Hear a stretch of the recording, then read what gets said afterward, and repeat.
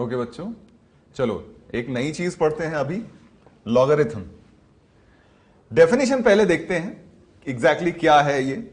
तो डेफिनेशन कहता है कि the logarithm of a number n to base a is the exponent indicating the power to which the base a must be raised to obtain the number n। अंग्रेजी में पढ़ लिया, अब हिंदी में समझते हैं। सही बात है। बेसिकली क्या है कि जैसे कोई भी आपने नेचुरल नंबर है आपके पास n, हाँ। तो उसको आपने एक सर्टेन बेस और एक सर्टेन एक्सपोनेंट में एक्सप्रेस किया। ठीक है। किसी भी नेचुरल नंबर को हम इस तरीके से एक्सप्रेस कर सकते हैं। ठीक है। तो लॉगरिथम बेसिकली क्या होता है कि लॉगरिथम होता है x is equal to log n base a, यानी logarithm is the exponent which when raised to a। Logarithm एक ऐसी वैल्यू है जिसको हम अगर उसके बेस में रेज करें तो हमें क्या मिलना चाहिए, n मिलना चाहिए। फिर से समझना बच्चों, लॉग जो है, ये जो वैल्यू आपको मिल रही है, ये वो वैल्यू है जिसको अगर हम a के एक्सपोनेंट में रेज करें तो हमें n मिल जाना चाहिए। ठीक है। ठीक है, तो this is what the definition is. अब यहां पे क्या है, लॉगरिथम डिफाइन करने के लिए हमें कुछ रेस्ट्रिक्शंस फॉलो करने पड़ते हैं। सही बात है। और वो रेस्ट्रिक्शन ये है कि आपके पास जो ये n है, सिंस नेचुरल नंबर की हमने बात करी है, ठीक है, नेचुरल नहीं, अभी अब रियल नंबर की बात करेंगे, और वो क्या होना चाहिए, पॉजिटिव होना चाहिए। यस। ठीक है, वो पॉजिटिव होना चाहिए। आपका बेस, जो भी बेस आप ले रहे हो, वो पॉजिटिव होना चाहिए और बेस की वैल्यू 1 नहीं होनी चाहिए। तो ये 3 रेस्ट्रिक्शन बेसिकली हम उसमें फॉलो करेंगे। सही बात। ठीक है, फिर इसके बाद कुछ जनरल इंफॉर्मेशन। जनरल इंफॉर्मेशन ये है कि अगर हम बेस 10 लेते हैं तो उसको हम लोग कहते हैं कॉमन लॉगरिथम। ठीक है। और उसको जनरली आप देखोगे कई बार तो इस तरीके से लिखते हैं, या फिर इन जनरल आप उसको लॉग, ठीक है, ऐसे लॉग n भी लिख सकते हो। ठीक है, depending upon the question. Preferably हम लोग ये नहीं लेते, एग्जामिनेशन में जिस तरीके से भी लिखा रहता है उसके हिसाब से आपको एग्जामिनेशन में बेस हमेशा मेंशन रहेगा। सही बात। ठीक है, नहीं रहेगा तो फिर हम ऐसा कोई बेस चूज करेंगे जो हमारे लिए कन्वीनियंट हो उस क्वेश्चन को सॉल्व करने के लिए। ठीक है, तो कुल मिला के सर ये रहा, अगर सिंपली समझना चाहें कि बच्चे फॉर एग्जांपल 125 को लिख सकते हैं। राइट। ये समझता है बच्चा कि सर 125 इज 5 की पावर 3। तो एक तरह से लॉग का मतलब ये हो गया कि लॉग में अगर मैं बोल दूं कि इसी चीज को मुझे एक्सप्रेस करना है, यानी जो राइट, तो 125 को अगर 5 पे बेस लेता तो इसको समझने का एक इजी तरीका हिंदी देसी भाषा में ये हो गया कि यार 5 की कितनी पावर रेज करूं कि यहां पहुंच जाऊं, तो वो वैल्यू 3 होनी पड़ेगी। यानी बच्चे अब ये सोच के बता सकते हैं कि फॉर एग्जाम्पल बच्चों में आपसे पूछूं कि सोचो कि बेटा ये क्या आंसर आएगा, तो सोचने का तरीका ये हो जाएगा कि 2 की कितनी पावर रेज करूं कि ये आ जाए, तो this log value will B 4। ठीक है, बिल्कुल। उसमें एक और स्पेशल बेस की बात करते हैं हम लोग सर, कि बेस अगर हमने ई लिया, ई एक नेपेरियन कांस्टेंट बोलते हैं इसको। ठीक है, it was given by Napier's, है ना। तो ये कांस्टेंट है जिसकी अप्रोक्सीमेट वैल्यू 2.7 होती है, and it is an irrational number, हम याद रखेंगे हमेशा। This is the approximate value. जैसे पाई की अप्रोक्सीमेट वैल्यू 22/7 होती है, but it is still a irrational number. तो यहां पे ई भी एक इर्रेशनल नंबर है। और लॉग n बेस ई को हम लोग बोलते हैं नेचुरल लॉग। इसको नेचुरल लॉग कहते हैं, and it is usually denoted by ln(x). ठीक है, तो अगर आपके पास कभी भी इस तरह का ln(x) टाइप का एक्सप्रेशन हो, यानी ये बेसिकली आपको लिखा हुआ है log x to the base e। ठीक है, आपको ये ध्यान में रखना है कि इसका बेस e होना चाहिए। ठीक है, तो ये कुछ पॉइंट्स हैं जो आप ध्यान में रखो। हमेशा इस पॉइंट को ज्यादा ध्यान में रखो, क्योंकि लॉग का डेफिनेशन तभी वैलिड है जब ये 3 कंस्ट्रेंट्स आपके फॉलो होते हैं। अच्छा सर, इसमें ये भी है, कुछ बच्चे ये भी जल्दबाजी में करते हैं कि जैसे ये ए और एन लिखने का जो तरीका है ना, सर ने आपको दिखाया कि ये सेपरेटेड रहने चाहिए। थोड़ा जल्दबाजी में कई बार ये 16 और 2 वाले को बच्चा ऐसे लिख देता है ना, कि लिख दिया 16 2, और फिर बाद में कंफ्यूज होता है कि कहीं ये 2 की पावर 16 तो नहीं लिखा हुआ। तो ऐसा नहीं है, छोटी छोटी बातें हैं, लेकिन ध्यान में रखना है। आप इसी चीज को सेपरेटली थोड़ा करके लिखेंगे तो आपको हमेशा दिखेगा कि ये log 16 है विद द बेस 2, और वैल्यू निकालने का तरीका कि कितनी पावर लगाऊं कि यहां से ये मिल जाए, तो आंसर आएगा। बिल्कुल ठीक है सर। चलिए, अब देखिए लॉगरिथम में ऑपरेट करने के लिए हमें अगर कुछ प्रॉपर्टीज पता हो तो फिर क्या होगा कि उसका काम हमारा रिलेटिवली आसान हो जाएगा। ठीक है, तो प्रॉपर्टीज देखने के लिए अगर मान लीजिए m and n are arbitrary positive numbers, ठीक है, a को हम लोग बेस ले रहे हैं और तो बेस हमने लिया है तो ऑब्वियसली उसको पॉजिटिव और नॉट इक्वल टू 1 लेना पड़ेगा हमें। सही बात। ठीक है, तो प्रॉपर्टी ये कहती है कि log mn बेस a ये आपका हो जाएगा log m base a plus log n base a। बिल्कुल। देखो प्रॉपर्टीज को याद रखना हमें दोनों तरफ से आना चाहिए, यानी अगर आपको log mn बेस a दिया हुआ है तो ये पता होना चाहिए कि इसको हम इस तरीके से ब्रेक कर सकते हैं। सही बात है। और अगर आपको log mod m plus log mod n दिया हुआ है तो उसको भी आपको याद रखना पड़ेगा कि इस तरीके से ब्रेक कर सकते हैं, यानी ये बाई डायरेक्शनल आपको याद रहना चाहिए, किसी एक डायरेक्शन में नहीं। बिल्कुल। सिमिलरली अगर आपके पास log m बेस n है, ठीक है, sorry log m by n base a है, तो वो आपका हो जाएगा log m base a minus log n base a। यहां पे ये ध्यान रखना कि ये चीज हमेशा मॉड में होनी चाहिए। क्यों? क्योंकि अगर m और n दोनों ही नेगेटिव हैं तो स्टिल हमारा ये रेशियो पॉजिटिव आ सकता है, लेकिन एज इट इज अगर आप इधर log में डालोगे तो फिर आपको हमेशा प्रॉब्लम होगी। ठीक है, बिकॉज ये नेगेटिव हो नहीं सकता। ठीक है, तो आपको यहां पे हमेशा मॉड लगा के याद रखना है। अगेन इसको इस डायरेक्शन में भी याद रखना है, इस डायरेक्शन में भी याद रखना है। फिर आपके पास log m to the power x base a अगर दिया हुआ है, यानी इस प्रॉपर्टी का हम अगर यहां पे यूज कर लेंगे तो this is nothing but log a x times आपने m मल्टीप्लाई किया है। सही बात है। तो ये x टाइम्स इस तरीके से ब्रेक हो जाएगा ऐड होके।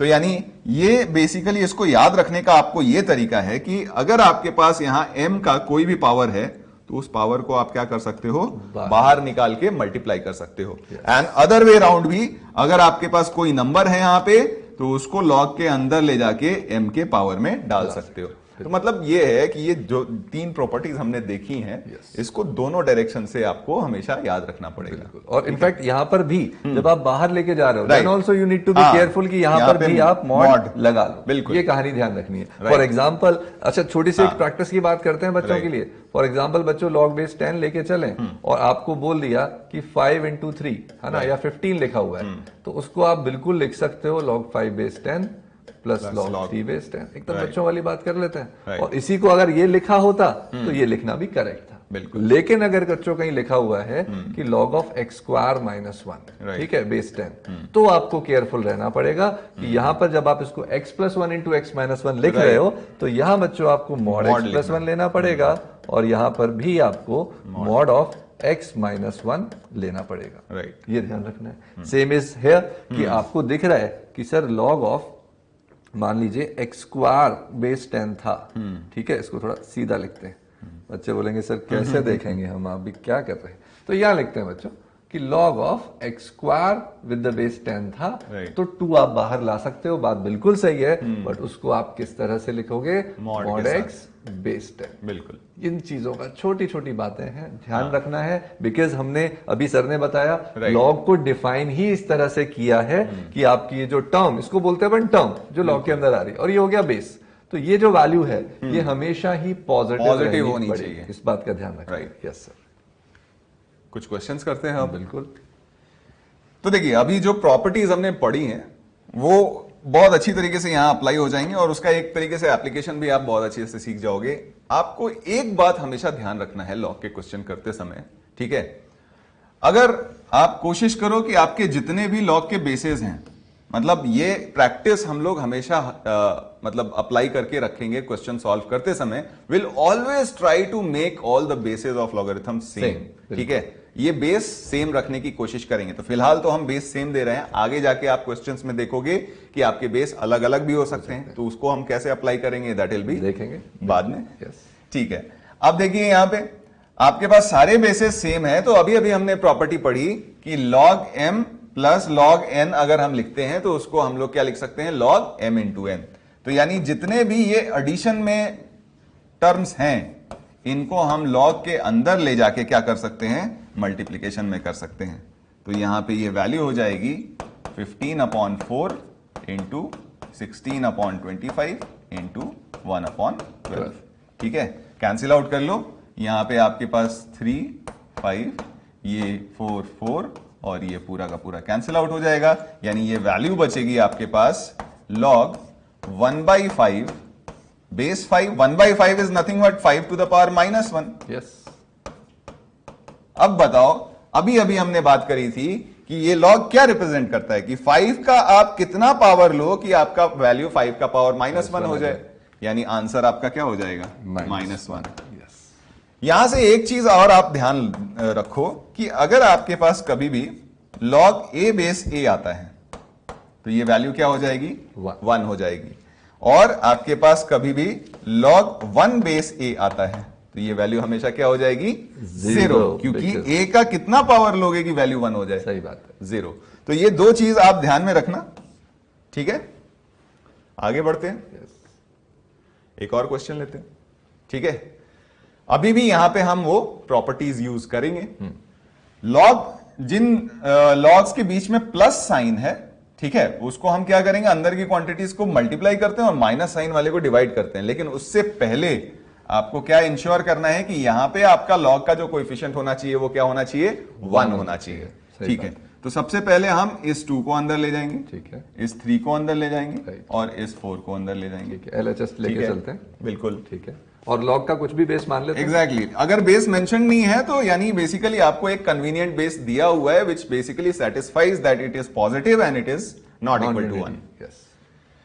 ठीक है, तो यहां पे आपके पास हो जाएगा log 8 square upon 45 square into यहां पे बन जाएगा आपका 25 क्यूब अपॉन 8 क्यूब और इंटू यहां पे ये डिवाइड होने वाला है, इसलिए हम उल्टा करके लिख रहे हैं. ध्यान से देखना, 6 अपॉन 5 टू द पावर 4. ठीक है, ये हमारे पास आ गया. अब हम क्या करते हैं, सबको प्राइम फैक्टराइज कर देते हैं तो ज्यादा कन्वीनियंट हो जाएगा हमारे लिए. ये 8 square will be 2 to the power 6, 45 square will be 5 square into 3 to the power 4, और यहां पे आपके पास हो जाएगा 5 टू द पावर 6, यहां पे अगेन आपके पास हो गया 2 टू द पावर 9, और यहां पे आपके पास हो जाएगा 2 to the power 4 into 3 to the power 4 upon 5 to the power 4.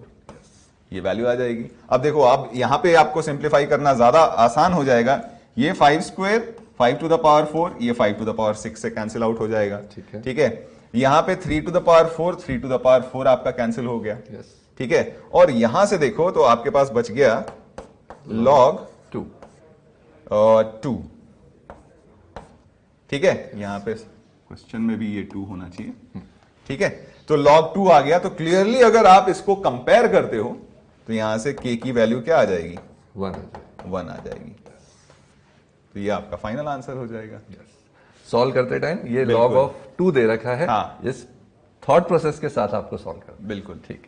Okay बच्चों, तो लॉग क्या होता है, बेसिक आइडिया, क्या प्रॉपर्टीज हैं, समझ लिया अपन ने. अब इसी सीरीज में आगे बढ़ते हैं और एक इंपॉर्टेंट कॉन्सेप्ट की बात करते हैं, that is base change theorem. Right. क्या होती है बेस चेंज थ्योरम, इसको समझना बड़ा इंपॉर्टेंट है, और इससे रिलेटेड जो 2-3 अपन स्टैंडर्ड रिजल्ट बताएंगे वो आगे काम आते रहेंगे. बिल्कुल. तो सबसे पहली बात ये है, इंग्लिश में भी लिखा हुआ है कि quotient of logarithm of 2 numbers, 2 number लिए अपन ने m और n, और उनके लॉग का जो रेशियो लिया that is independent of their common base, यानी अपन ने दोनों का कॉमन बेस a लिया, तो इसकी जो वैल्यू आएगी वो फ्रैंकली a पे डिपेंड ही नहीं करेगी. इसका मतलब ये हो गया. पहले तो क्या मतलब है वो समझते हैं, फिर कैसे आया वो समझेंगे.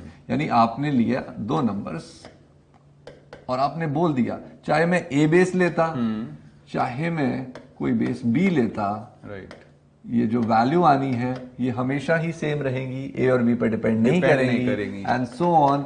फाइनली इस वैल्यू को आप इस टर्म के इक्वल बोल सकते हो. अब बात करते हैं सर ऐसा क्या कैसे सकते हैं, तो प्रूफ भी देख लेते हैं. आपको हालांकि ये प्रॉपर्टीज डायरेक्टली ध्यान रखनी है, लेकिन प्रूफ देख सकते हो.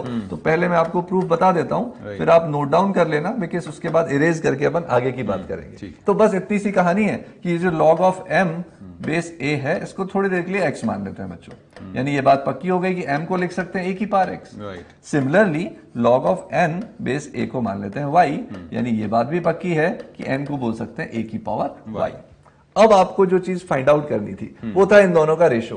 तो इन दोनों का रेशो जब हमको लेना है, यानी कि जब आपने m को बोला a की पावर x, n को बोला a की पावर y, और हमने यहां फोकस किया इस पर्टिकुलर प्रॉपर्टी पर, और इस पर्टिकुलर प्रॉपर्टी के LHS पर जब हम गए तो लेफ्ट साइड क्या बोलता है, बेस में लिया n यानी कि a की पावर y, और टर्म में लिया a की पावर x। अब आप देखिए इसको अपन किस तरह से एडजस्ट कर सकते हैं। तो हमने ध्यान से देखा कि इस a की पावर x को हम लिख सकते हैं a की पावर बच्चों y upon x, sorry x upon y। बात अभी भी वही है, और अब हमारा काम हो गया, बिकॉज लॉग की वैल्यू ही ये है कि इसको मैं कितना रेज करूं कि ये मिल जाए, यानी it this has to be x by y, और x आपका क्या था, ये log of m to the base a, और y था बच्चों log of n to the base a, और यही तो जब हम LHS लेके चले थे इस वैल्यू को, तो यही तो हमारा RHS था। तो this is equal to RHS। तो ये प्रॉपर्टी प्रूव हो चुकी है बिल्कुल फॉर एवरी पॉसिबल a जिसके लिए भी log का बेस लेजिट हो। ठीक है, आप चाहें तो पॉज करके नोट डाउन कर सकते हैं। अब आगे बढ़ते हैं सर नेक्स्ट प्रॉपर्टी। अच्छा, जो नेक्स्ट प्रॉपर्टीज हैं वो इसी प्रॉपर्टी का यूज करके आ रही है। ओके, अब बात करते हैं सेकंड, इसी बेस चेन थ्योरम में जो सेकंड प्रॉपर्टी है, ये बड़ी इंपॉर्टेंट है बच्चों, ध्यान से देखो क्या लिखा हुआ है, log c to the base b, और इस पूरे log पर भी हमने एक फर्दर बेस लगाया a, this value will be same as what, log a to the base b, और इस पूरे log पर सर फर्दर बेस लगाया c। यानी हुआ क्या, ये ऑब्जर्व करोगे तो ध्यान से देखो, b तो वहीं का वहीं है, और a और c इंटरचेंज पोजीशन कर दिए, तो भी वैल्यू सेम आ रही है। समझने के लिए अगर कहीं लिखा हुआ है log ऑफ 5, 7 और 3 इस तरह से, तो दिस विल बी सेम, जिसमें log का बेस खुद का तो वही रहेगा 7, और 3 और 5 इंटरचेंज हो जाए, यानी 5 की power log of 3 to the base 7। लिखा ऐसे हुआ है, पहली बात। अब बात करते हैं सर प्रूफ क्या है। प्रूफ भी समझ लेते हैं, कोई बहुत टफ प्रूफ नहीं है। आराम से देखो, अपन ने इस पूरे टर्म को, ये जो a log of c to the base b लिखा हुआ है, इसको थोड़ी देर के लिए x माना, और उसके बाद फर्दर सिंप्लीफाई करने के लिए दोनों तरफ फर्दर हमने log ले लिया, बेस कुछ भी ले सकते हैं, फॉर एग्जांपल c ले लिया। अब देखा, ये अभी प्रॉपर्टी सर ने समझाई थी कि ये वाला जो पार्ट है एक्सपोनेंट इस टर्म का, ये बाहर आएगा, यानी we can write it like log of c to the base b times log of a to the base c is equal to log of x to the base c। ठीक है बच्चों, अब इसको फर्दर सॉल्व करना चाहें तो अभी base chain theorem अपन ने समझा है, इसको आप किसी भी एक कॉमन बेस अपन नहीं भी नोट डाउन करें तो लिख सकते हैं log of c to the base upon log of b times log of a upon log of c is equal to log of x with the base c। अब carefully देखोगे तो log c तो cancel हो जा रहा है, और फिर से बेस चेन थ्योरम ये बोलता है कि log of a upon log b को आप लिख सकते हो log of a to the base b। यानी इसी को अगर हम फर्दर प्रूफ करते हुए कंटिन्यू करें तो log of a with the base b can be written as equal to log of x with the base c। अब बात रह गई x फाइंड आउट करने की, और यहां से डायरेक्टली हम बोल सकते हैं कि इस वैल्यू को जब हमने n माना था, x बेस c को, तो हम x को लिख सकते हैं c की पावर n, यानी c की power log of a with the base b, और फाइनली जो LHS हम लेके चले थे ये टर्म, इसको अब केयरफुली देखो बच्चों, वो RHS के इक्वल आ चुका है। ठीक है, so this is the overall proof, लेकिन important is to remember these properties and how to apply, वो समझना जरूरी है। तो आप पॉज करके नोट डाउन कर सकते हैं बच्चों, हम इसको इरेज कर देते हैं और आगे बढ़ते हैं। ठीक है सर, नेक्स्ट प्रॉपर्टी की बात करते हैं। नेक्स्ट प्रॉपर्टी में क्या बोला, इसको ध्यान से देखो कि लॉग में अगर बेस की कुछ पावर आ रही हो तो वो पावर रेसिप्रोकल होकर बाहर आती है, ये समझाया गया है। जैसा हमने थोड़ी देर पहले देखा था, टर्म की कुछ पावर है तो एज इट इज बाहर आ रही है, और बेस की है तो रेसिप्रोकल होकर आ रही है। इसका भी प्रूफ बड़ा आसान है, इसको भी अपन क्या कर सकते हैं, बेस चेन थ्योरम से अगर हम LHS लेकर चले तो इसको लिख सकते हैं log of m any common base divided by log of a raise to power k। इसको फर्दर सॉल्व करेंगे तो ये k बाहर आएगा, तो दिस विल बी बच्चों log of m over log of a, और ये k बाहर आ गया, it's more sort of 1 by k। और इस एक्सप्रेशन को देखें तो अगेन बेस चेन थ्योरम से हम बात कर चुके हैं, this is log of m with the base a, यानी कि प्रूव हो गया। LHS को लेकर चले, RHS की इक्वल प्रूव हो गया। तो सर अपन ने, पॉज करके नोट डाउन कर सकते हैं बच्चों आप इसको, सर अपन ने प्रूफ तो सारे बता दिए, लेकिन अगेन इंपॉर्टेंट ये है कि प्रॉपर्टी क्या है वो ध्यान में रहे, वो ध्यान रह जाएगी, काम हो जाएगा बच्चों का। और इन तीनों को याद रखने के तरीके में ये तो बहुत सिंपल हो गया कि ठीक है सर कोई भी बेस पर रेशो ले लो। इसमें बस ये केयरफुल रखना है कि ये सेम रखते हुए इंटरचेंज करना है। और यहाँ इस बात का ध्यान रखना है बच्चों को, जो अगर बेस पे पावर है तो रेसिप्रोकल होके आएगी। और यहीं से हम एक और प्रॉपर्टी भी बोल सकते हैं बच्चों कि ए की पावर, लेट्स सपोज आपकी कुछ लिखी हुई है R1 और यहाँ कोई m था, उसकी पावर होती R2, है ना। तो अभी ये टर्म की प्रॉपर्टी से R2 बाहर आने वाला था और बेस की प्रॉपर्टी से R1 रेसिप्रोकल होके आने वाला था। तो आप इसको लिख सकते हो R2 upon R1 times log of m to the base a। और इस फॉर्म में याद रखोगे तो दोनों प्रॉपर्टीज कंबाइन हो गई। बिल्कुल। यहाँ पे सर जैसे ये तीन बेस चेंज प्रॉपर्टीज हैं, तो जैसे मैंने जस्ट थोड़ी देर पहले बोला था कि प्रॉब्लम सॉल्विंग में हम लोग हमेशा कोशिश करते हैं कि अपना लॉग का बेस सेम रहे। तो अगर बेसेस हमारे डिफरेंट होंगे तो यही तीन प्रॉपर्टी बेसिकली आपको हेल्प करने वाली हैं बेसेस सेम करने के लिए। और मैं बच्चों से ये भी कहूंगा कि यूजुअली क्या होता है कि अगर हम पहली प्रॉपर्टी ही यूज कर लें तो ये तो किसी भी लॉग का बेस सेम कर देगी। सही बात है ना। ये तो मतलब एक तरीके से रामबाण हो गया, ब्रह्मास्त्र हो गया। तो भाई ब्रह्मास्त्र सबसे पहले थोड़े ना निकाल के मारते हैं। तो इसमें ऑर्डर क्या होना चाहिए आपका कि किस ऑर्डर में आप सोचो कि पहले कौन सी प्रॉपर्टी, अगर ये नहीं लगी तो ये फिर अल्टीमेटली ब्रह्मास्त्र है ही। ठीक है, मतलब आपको ऑर्डर इस तरीके से रखना है। सबसे पहले आप ये देखो कि थर्ड वाली प्रॉपर्टी क्या आपका बेस चेंज करने में हेल्प कर रही है। सही बात। अगर ये है तो हम यही यूज करेंगे, ठीक है। अगर ये नहीं हो रही है तो हम फिर वापस हम यहां पे आएंगे, ठीक है। इसमें तो खैर आपका वो एक्सपोनेंट वाला पार्ट ज्यादा है। तो मतलब ये है कि ये अगर प्रॉपर्टी आपकी यूज हो जा रही है तो आप यही वाला यूज करें। अग्रीड, बिल्कुल सही बात है। ठीक है सर, तो मुद्दे पे आते हैं, एग्जांपल लेते हैं। बिल्कुल। तो बच्चों आपने प्रॉपर्टीज देख ली हैं। Now you need to start the 3 step process. आराम से पॉज करो, फटाफट से अटेम्प्ट करो, फिर चेक करना। बिल्कुल ठीक है। तो क्वेश्चन में बोला कि लॉग ऑफ 2, अच्छा फिर से जैसे अभी बात चल रही थी कि बेस, तो बेस देखो बच्चों 3, 9, 27, इधर जगह 2, 4, 8, ऐसा सीन चल रहा है। यानी या तो 3 की पावर्स हैं या तो 2 की पावर्स हैं। अच्छा एक चीज अभी अभी हमने ये भी समझी कि log of A base b सर हो कहीं पर भी, और इस बात को भी बच्चों आप हमेशा ध्यान रख सकते हो। इसको अगर मैं लिखना चाहूं तो हमेशा 1 upon log of B base A भी लिख सकता हूं। ये चीज भी आपको ध्यान रखनी है और ये बेस चेंज थ्योरम से ही आती है कि इसको अगर मैं फर्दर चाहूं एलएचएस को लिखना, बेस ए बनाना चाहूं तो log of A base A divided by log of B base A लिख सकता हूं। और log of A base A पर क्या लगाऊं कि ए आ जाए पावर 1, तो 1 upon log of B base A. लेकिन ये अपने आप में इतनी काम की चीज है ना, आप देखेंगे बहुत सारे क्वेश्चन में बड़ी आसानी दिखती है। बिल्कुल ठीक है। तो अब इन चीजों को यूज करते हुए सबसे पहला काम ऐसा करते हैं, बिकॉज रेसिप्रोकल में सर बच्चे कई बार करने क्या लग जाते हैं, कभी कभी ऐसा होता है टेंडेंसी, सर एलसीएम ले लें क्या? बिल्कुल नहीं, ये तो बड़ा पंगा हो जाएगा। तो एक काम करते हैं ना, डिनोमिनेटर को ही गायब करते हैं। तो अपन ने इसको लिख दिया इसी थ्योरम से कि रेसिप्रोकल लेंगे तो टर्म और बेस इंटरचेंज हो जाएगी। तो 1 तो बाहर है ऑलरेडी, ये बन जाएगा 3 टू द बेस 2। ठीक है बच्चों, अब 2 बाहर है ऑलरेडी, ये बन जाएगा log ऑफ 9 की जगह 4 to the base 9 to the base 4 और -3 बाहर है ऑलरेडी, लेफ्ट साइड की बात कर रहा हूं, ये बन जाएगा 27 टू द बेस 8। एलएचएस लेके चल रहे हैं। अभी अभी हमने एक प्रॉपर्टी पढ़ी थी, आपने देखा था कि इसकी भी पावर हो उसकी भी पावर हो तो कैसे बाहर लेते हैं। तो एक काम करते हैं, सारी टर्म और बेस को 2 और 3 में ही रखते हैं, थोड़ा आसान फील होगा। और इसको बोला बच्चों हमने 3 की पावर 2, 2 की पावर 2, -3 एज इट इज रखा। इसको बोला 3 की पावर 3 और 2 की पावर 3।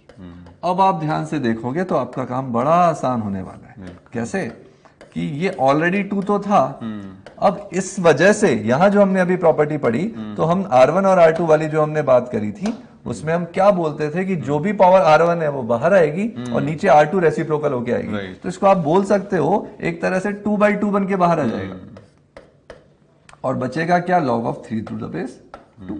-3 तो ऑलरेडी था और 3/3 बन के बाहर आ जाएगा R1/R2 से और 3 बेस 2। अब आप देखोगे बच्चों आपका काम हो गया।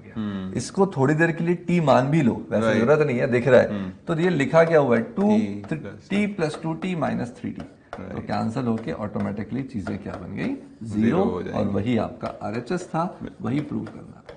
कहने में बोलने में लगता है, लेकिन आप केयरफुली देखोगे धीरे धीरे इतनी प्रैक्टिस हो जाएगी सर कि ओरली बच्चा अगर मान लो नहीं दे रखा हो और वैल्यू पूछे तो भी ओरली इसको बता देगा। हाँ बिल्कुल, क्योंकि ये भी आप देखो इसका 2 स्क्वायर 3 स्क्वायर दोनों पावर बाहर निकले, कट गया 2 क्यूब 3 क्यूब दोनों बाहर निकले, तो ये 1/t + 2/t - 3/t का फॉर्म दिया हुआ है। बिल्कुल, वहां से भी देख सकते हैं, वहां से भी 0 आ जाएगा। ठीक है,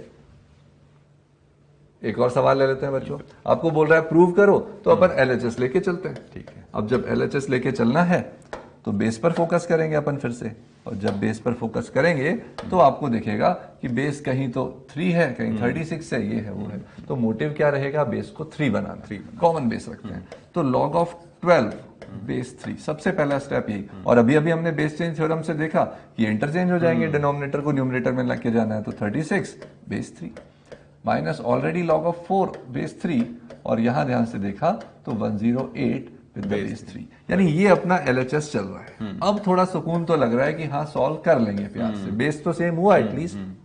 आगे बढ़ते हैं, कैसे सॉल्व किया जाए। तो इजीएस्ट वे आउट क्या है बच्चों कि अपन इसको कैसे कैसे लिख सकते हैं ये देखें। तो ये क्या है, ध्यान से देखो, जिससे इसको लिखने के तरीके वैसे तो बड़े सारे हैं, लेकिन अगर हम 12, 36, 4 और 108 की बात करें तो इन सारे ही एक्सप्रेशंस को अल्टीमेटली अपन 4 और 3 की टर्म में एक्सप्रेस कर दें तो अपना काम आसान हो जाएगा। फॉर एग्जांपल इसको लिख दें 4 × 3 बेस 3। फर्दर चले, इसको लिखा अपन ने 4 × 3 का square minus already log of 4 base 3 चल रहा था, और बच्चों इसको लिख दिया अपन ने 4 × 3 का क्यूब। अब आराम से प्यार से देखते हैं क्या करना है। तो अब जब हम इसको प्रॉपर्टीज को यूज करना स्टार्ट करेंगे, हमने देखा था log of m × n log m + log n था, यानी हर बार आपके पास log of 4 बेस 3 आएगा और log of 3 बेस 3 तो खैर खत्म ही हो जाएगा, यानी log of 4 बेस 3 मेजरली चल रहा होगा। और उसको हम चाहें तो एक ही स्टेप में थोड़ी देर के लिए x मान लें, तो ये सिंप्लीफिकेशन थोड़ा आसान होगा। तो बच्चों इसको जब ब्रेक करने लगेंगे तो ध्यान से देखो, log of 4 बेस 3 यानी x plus log of 3 base 3 यानी 1। फिर देखा log of 4 बेस 3 यानी x प्लस 3 स्क्वायर बेस 3 तो 2, माइनस log of 4 बेस 3 यानी x, and then log of 4 base 3 यानी x plus 3 cube base 3 will be 3। So this is your overall value जो expression की आई। और यहां से देखा x स्क्वायर कैंसिल हो रहा है, 3x कैंसिल हो रहा है, and 2 is the only value that is remaining out of this. तो आपको प्यार से ये वैल्यू जो सिंप्लीफाई हो गई और आंसर आ गया 2। और ध्यान से देखो तो यही आपका आरएचएस था, या फिर ऑप्शन या इंटीजर टाइप के क्वेश्चन में भी ये सवाल आ सकता है। बिल्कुल, तो इंपॉर्टेंट बस ये है, स्टेप नंबर 1, 2, 3, 4 में आंसर आ गया। देखने में चाहे कितना भी डरावना, बिल्कुल ठीक है सर। आगे बढ़ते हैं। बिल्कुल ठीक है बच्चों, एक और सवाल लेते हैं। 10 सेकंड में जिसका आंसर नहीं आया इस सवाल का, उसको सोचना पड़ेगा कि वो कहां ध्यान दे रहा है। अब केयरफुली देख लो, आई एम वेरी श्योर सब लोग सोच चुके हैं इसका आंसर क्या आना है, 0, 0। क्यों? बिकॉज केयरफुली देखेंगे ये 3 यहीं का यहीं डटा हुआ है, और 2 और 5 को इंटरचेंज कर दिया, और हमने बोला ऐसा करने पर तो वैल्यू सेम रहती है। तो इसको अगर मैं t मान रहा हूं तो ये तो t - t लिखा हुआ है, वैल्यू क्या आ रही है 0। दोनों वैल्यूज को सेम होना पड़ेगा। डायरेक्ट प्रॉपर्टी का यूज कर लिया गया। ठीक है, आइए बच्चों कुछ और भी सवाल करते हैं। यहां पे क्या है, आपके पास log 2 की वैल्यू a दी हुई है, log 3 की वैल्यू b दी हुई है, और log 5 की वैल्यू c दी हुई है। ठीक है, तो आपको क्या करना है कि क्वेश्चन में ये जो प्रोवाइडेड लॉग्स हैं इनकी value in terms of a, b and c express करना है। यानी क्लियरली आपको इस log को log 2, log 3 और log 5 के कॉम्बिनेशन में एक्सप्रेस करना है। सही बात है। तो चलिए पहला सवाल हम देखते हैं। हमें दिया हुआ है log 12, तो हमारे पास 2 और 3 का कॉम्बिनेशन इस 12 में पॉसिबल है, जिसको हम लिख सकते हैं log 2 स्क्वायर इंटू 3। ठीक है, और ये फाइनली आपका बन जाएगा twice of log 2 plus log 3। अब देखो log 2 की वैल्यू हमारे पास a दी हुई है, log 3 की वैल्यू b, तो ये आंसर आ गया हमारा 2a प्लस b। सही बात है। ठीक है, सेकंड देखते हैं। सेकंड है हमारे पास log 48। अगेन हमें क्या करना है, इसको 2, 3 और 5 के कॉम्बिनेशन में एक्सप्रेस करना है। तो log 48 अगर हमारे पास लिखा हुआ है तो 48 को हम लोग लिख सकते हैं log 2 to the power 4 into 3। ठीक है, right, 2 to the power 4 into 3, और ये बन जाएगा 4 log 2 प्लस log 3। ठीक है, log 2 की भी वैल्यू हमें पता है, log 3 की भी वैल्यू हमें पता है, तो आंसर हो जाएगा 4a प्लस b। b। ठीक है, ये दूसरा आंसर हो गया। तीसरे का अगर आप देखोगे तो वापस से प्रोसेस वही रहेगा, आपको 24 और 25 को 3, 2, 3 एंड 5 के कॉम्बिनेशन में एक्सप्रेस करना है। तो ये लिखा हुआ है log 24 को हम लोग लिखेंगे 2 क्यूब इंटू 3 और 25 को लिखेंगे 5 स्क्वायर। सही बात है। और ये बन जाएगा आपका 3 times log 2 plus log 3 minus 2 times of log 5। ठीक है, और यहां ये वैल्यू सब्सटीट्यूट कर देंगे तो ये बन जाएगा 3a plus b minus 2c। तो ये आंसर हो जाएंगे हमारे। ठीक है।